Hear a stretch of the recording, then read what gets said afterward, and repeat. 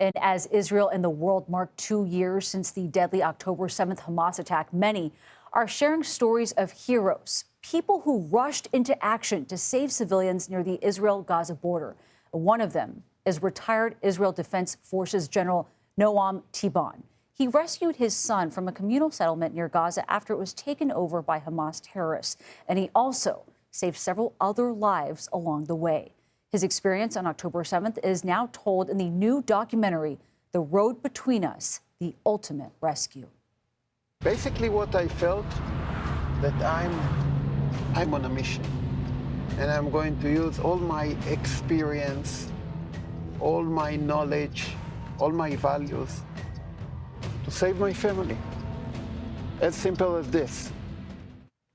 And General Tibon joins us now. General, thank you very much for being with us. I can only imagine what it was like seeing the calendar go on this day 2 years ago, what that was like. Can you talk us through the moment that you got that call from your son 2 years ago saying that Hamas was right outside his house? Yeah, 2 years ago, but I still remember it. You know, we live in Tel Aviv.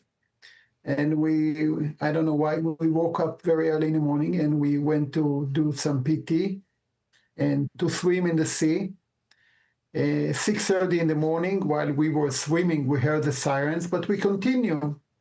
And then 7:15, I enter my vehicle. And, you know, in Israel, everybody has a family WhatsApp group. And Amir sent us a text which said, Dad, there are terrorists in my neighborhood in Nahal Oz. And basically, you know, this is something, you know, great fear, but you have to take action. And from that moment, I understood that I will do whatever I can. I will use all my skills, all my knowledge, all my experience, and on my gut feeling to save my family, because the family is the most important issue in your life. I can imagine that also involved your military training kicking in when that happened too. You know, this was a chaotic day, but I went to the journey with my wife.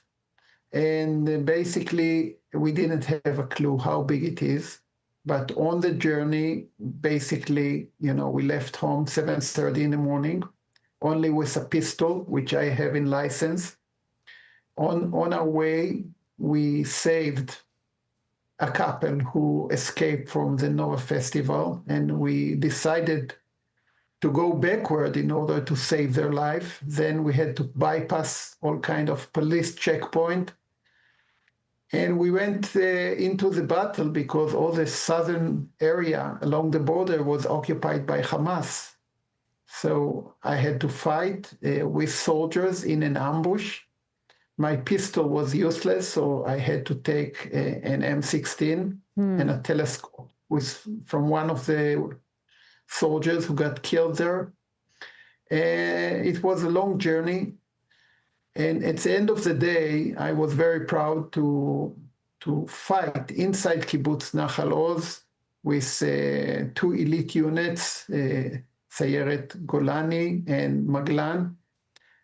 And 4:30, you know, almost 10 hours, it was the great moment of my life because I came to my son's house and I came directly to the safe room, shelter window. I knock on the window and said, Amir, the Abba, Amir, it's dead. And then I heard my granddaughter, Galia, says, Grandpa came, Grandpa here. And, you know, it was the most important minute in my lifetime. I can imagine. I can see the emotion, just even you reliving that. Here we are 2 years later. General, among the many things that have changed since the attack, the U.S. administration, one of them, how do you view President Trump and the U.S.'s role in negotiating an end to this war and the release of the remaining hostages? The most important issue today in Israel is the plan by President Trump to end the war and to bring the hostages back home. I'm talking from a security point of view. This war is too long. And, we are now facing guerrilla warfare. And, from the experience of the Americans in Afghanistan and Iraq and our experience in Lebanon, this is not good for the military. From a Jewish point of view, we have our brothers and sisters there, and we have to bring them home, and our values. We don't leave anyone behind. Mm-hmm. So I encourage President Trump to push forward. He is doing the right thing. Most of the people in Israel support him. And I want to tell him, the president, pay attention to the details and don't let anyone sabotage this process. It is too important. It is good for the state of Israel. And I know that the Hamas will try to sabotage it, but also the Benjamin Netanyahu government. They already sabotage all kinds of deals. Force the deal. It's a good deal. And this is what Israel needs right now. Retired General Noam Tibon, thank you very much for joining us and for talking about your experience.